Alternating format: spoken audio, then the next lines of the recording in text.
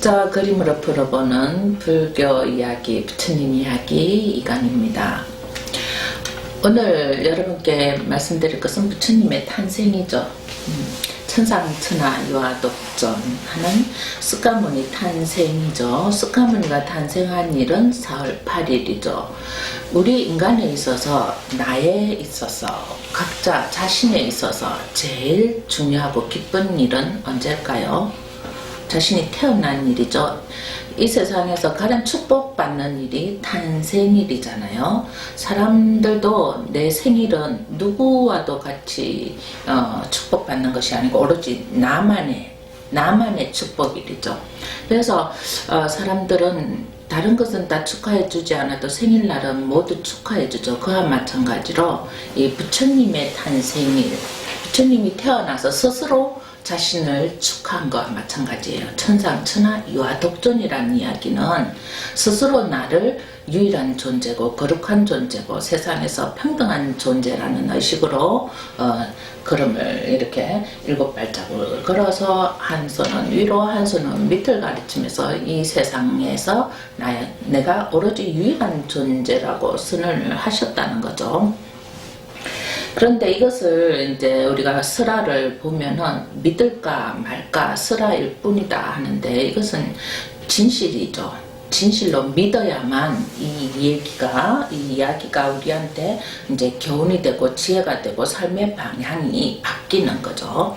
그와 마찬가지로 제가 이것을 부처님이 어떻게 태어나자마자 이렇게 7발자국을 걸었을까 이런 의문은 제가 살아오면서 거의 60년이 다 돼가는데요. 그 60년 세월 동안 계속 화두를 가지고 의문을 가졌는데 요즘은 유튜브 세상이고 요즘은 또 이제 많은 미디어로서 많은 소식을 접하고 정보를 접하게 되잖아요.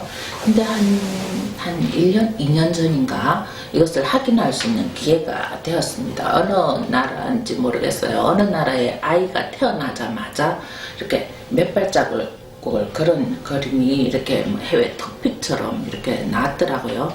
네, 그렇다면은 지금 이 시대에 그런 아이도 있는데 과거 시대에 지혜로운 성자들은 또는 이 성자의 지혜를 우리가 2500년이 지난 지금까지도 우리가 그것을 진리로 우리의 이제 가르침이 되고 있을 때는 이런 성인들은 반드시 그렇게 탄생하지 않았나 해요. 그래서 그 당시에도 부처님이 이렇게 태어나서 그렇다는 것을 의문화하고 있는 부분에서 이제 많은 이제 스님들이 말씀하시기를 송아지에 비유했죠. 소가 송아지를 낳고 나면 바로 태어나서 이렇게 걷잖아요. 그와 마찬가지로 이 부처님 역시 그러한 에너지, 그러한 힘을 가지고 태어난 거죠. 어떻게 보면 인간이 10개월을 부모님 몸에 있다가 나서 걷지를 못하잖아요. 이제 어느 정도 앉아서 뭐 있다가 1년이 지나고 돌이 되고 뭐 앉고 쓰고 기고 뭐 이런 것을 거듭해서 우리가 걷기까지를 하는 거죠.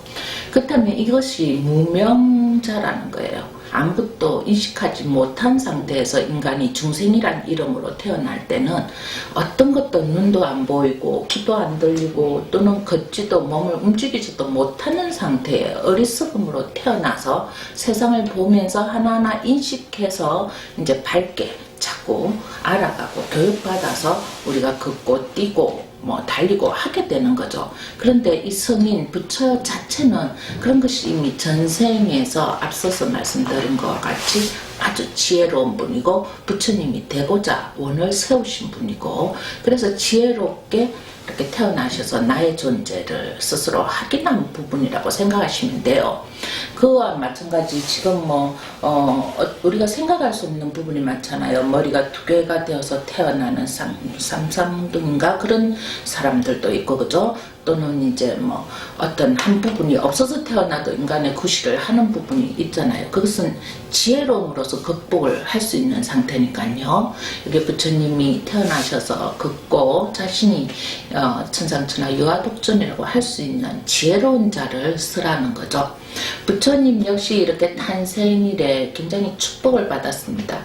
제가 절에 사는 사람으로서 우리는 사계절이 있잖아요. 사계절에서 가장 꽃이 피고 새가 울고 아름다운 자연 풍경이 이루어지는 때가 4월 초8일인 것 같아요. 저희 절에는 이렇게 많은 꽃들이 피고 지고 하는데 순간순간 이렇게 모든 꽃들이 만발하는 순간이 4월 8일이에요. 4월 초8일. 그래서 참 부처님은 거룩하시다. 우리가 절에 보통 예불을 할 때 육법공양이라고 해서 꽃도 올리고 등도 올리고 초도 향도 올리고 이렇게 쌀도 올리고 하거든요.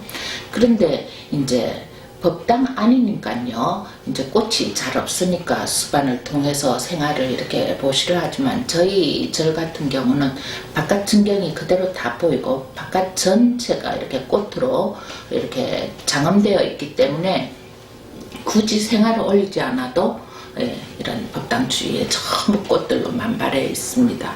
그래서 스카탄신일날 그 주위가 너무 아름답죠. 그래서 참 제가 예전에는 도시에서 이렇게 대웅전을 만들어서 부처님 탄신일, 스카탄신일을 할 때에는 등도 많이 꾸며야 되고 법당 안에 꽃들도 많이 이렇게 장식을 해야 됐어요. 근데 제가 지금 있는 선호사 같은 경우는 바깥을 볼 수 있는 그런 법당으로 만들어 놨기 때문에 굳이 이렇게 법당에 이렇게 꽃을 올리지 않아도 만발해 있죠. 꽃을 뭐 수반을 몇 개 올려서 뭐 이쪽 저쪽 양가에 올리는 것보다 더 많은 꽃들로 장엄이 되어 있습니다. 이와 마찬가지로 부처님 탄생도요. 룸비니 동산이라는 데서 꽃이 만발한 그런 동산에서 태어나셨다는 거예요. 그게 축복이죠. 따뜻하고 아름다운 꽃이 축복을 내리고 또는 이제 그 부처님의 어머니의 이름은 마야입니다. 마야 부인. 그래서 부처님의 어머니가 마야고 예수님의 어머니는 마리아잖아요. 그래서 제가 한참 왜 마야와 마리아가 이름이 비슷할까? 성인들의 어머니는 좀 비슷하나 누가 뭐 닭이 먼저냐 달걀이 먼저냐 하듯이 예수님이 먼저일까 부처님이 먼저일까 이런 얘기가 많이 오고 가고 있죠. 그래서 사실은 다 스승이 있어야 되고 어떤 교본이나 있어야 사람의 삶이 이루어지는 거잖아요. 그래서 부처님이 2500년 3000년의 세월을 이야기한다면 스카모 이는 그렇고 예수님은 뭐 2000년 시대라면 조금 뒤늦게 태어나셨으니까 불교 경전에서 조금 묘사되었지 않나 이런 마음을 좀 저는 가져보죠. 그게 부끄러운 것은 아니에요. 종교를 추정하는 사람들은 나의 절대자 유일한 존재를 알리고 싶어 하기 때문에 예수님 마음은 그렇지 않을 거예요. 중생을 위해서 뭐 불교다 기독교다 구하지 않듯이 성인은 그렇지 않지만 성인을 추종하는 모든 사람들의 그 인연법은 절대자를 향한 그 예찬이나 찬불 때문에 일어나는 일이겠죠. 저 역시 이제 부처님을 이렇게 예찬하는 입장에서는 이런 생각에 할 수 있는 거고요.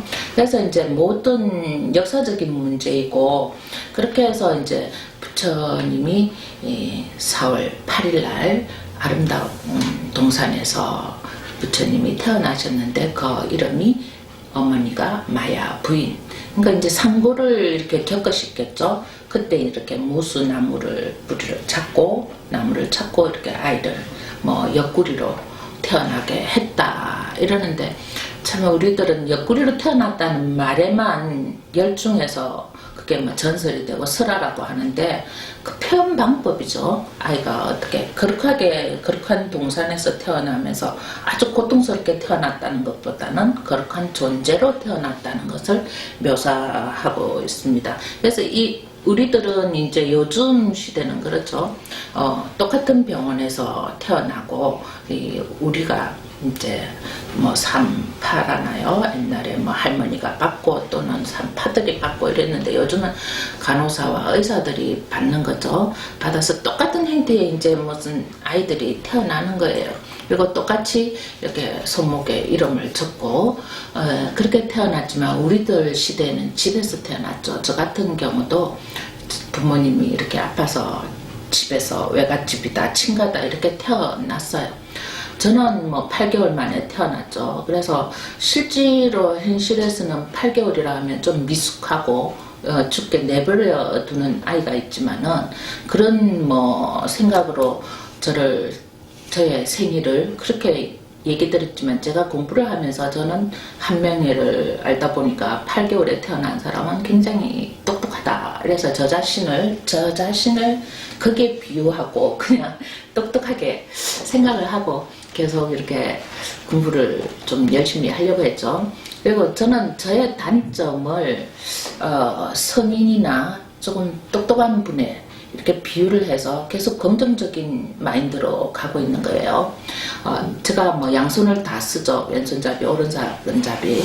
그러면 남들이 왜 왼손을 쓰느냐, 너는 참 이렇게 칼질을 왼손으로 하니까 어색해, 이런 말을 할 때 저는 양손을 쓰니까 양쪽에 머리가 EQ, IQ 다 좋은 사람입니다. 이렇게 긍정을 하며 살았고 8개월 만에 태어나서 미숙하였지만 건강하게 크고 현명하게 그런 한 명처럼 그런 사람한테 비유를 해서 살았던 게 제 마인드가 되었고, 또 역시 스카모니 부처님을 만나서 부처가 되겠다는 마음을 내면서 제가 이렇게 좀 핵심을 보게 되고 사람의 삶이 불쌍하다. 그냥 거룩하고 욕망적인 것을, 세속적인 것을 탐을 내는 것보다는 존재 자체가 조금 불쌍하다, 이런 생각을 많이 가지게 된 것 같아요. 그래서 불상이라는 이름은 우리가 거룩한 부처님의 이름이잖아요. 근데 제가 부처님과 반대로 이런 사람들을 만날 때 그 사람이 실제 존재, 중생이란 존재는 참 불쌍하구나, 이런 마음을 많이 가졌던 것 같아요. 그래서 어떻게 이렇게 이제 여러분이 부처님의 탄신일을 이렇게 많은 스님네들한테 또는 교수님들한테 학문적으로 듣게 되면 뭐 9명이 이제 부처님을 예찬하고 또 아시타 선인이 와서 눈물을 흘리면서 이게 스카모니가 부처가 되는, 스카모니가 되는, 고타마 시타르타 왕자가 스카모니가 되는 가정을 못 보아서 눈물을 흘리고 갔다는 그런 이야기들로 시작이 되죠. 그래서 이제 이렇게 먼저 아는 선인들, 공부를 한 사람들은 미래까지도 알게 되죠. 그리고 지금 뭐 성수라고 해서 뭐 가톨릭에서는 아이가 태어나면 이렇게 물을 뿌려서 아이의 탄생을 축하하잖아요. 그와 마찬가지로 부처님의 탄생에도 많은 9명의 그 9개의 용이 이렇게 예찬을 하고 또 선인들이 와서 이렇게 수계를 주듯이 그 부처님을 예언하고 가시고 그렇게 했답니다. 근데 여러분들이 태어날 때 이미 그 대승 싶은 사람들의 그 인연의 복이랄까요? 내 아이의 탄생을 축하해주는 사람이 많으면 많을수록 나의 인연의 복도 많은 것 같아요. 이제 태어날 때 좀 불행하고 버려지고 그럴 때는 나의 인연복이 좀 약하겠죠. 그래서 앞서 말했듯이 전생의 인연이 후덕하고 복락이 있다면 지금 인생 역시 또 후덕하고 복락이 있는 거거든요. 그렇다고 뭐 나의 탄생이 틀리다고 해서 선인이 되지 말라는 것도 없죠. 부처님이 그렇게 축복을 받으면서 룸비니 동산에 태어났을 때 예수님은 막관에서 태어났잖아요. 그죠? 그렇게 태어났지만 서로가 추구하는 사상이나 나의 희망이 이제 목표점이 가득 차고 복덕을 향해서 긍정적으로 중생을 구제하고자 하는 마음은 똑같잖아요.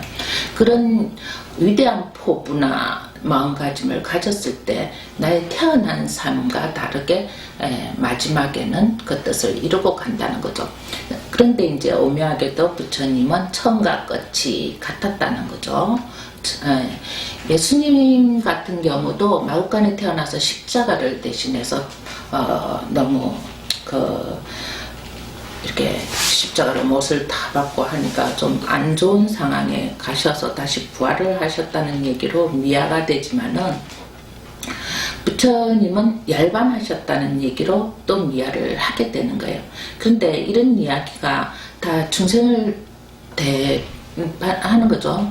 중생을 대신하는 거죠.